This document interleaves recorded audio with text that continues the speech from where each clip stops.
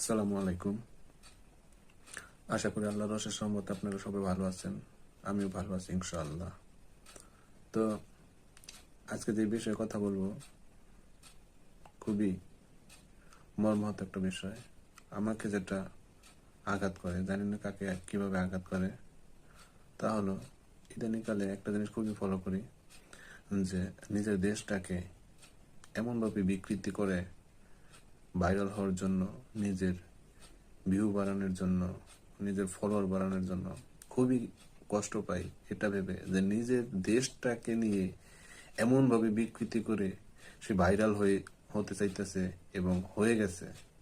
এটা আসলে মেনে নিতে পারি না। ঠিক আছে, মানে একেবারেই মানতে পারি না। আপনারা কে কিভাবে নেন সেটা আপনাদের একান্তই ব্যক্তিগত ব্যাপার, কিন্তু আমি এটা মেনে নিতেই পারি না। কেন রে ভাই, নিজের দেশটাকে নিয়ে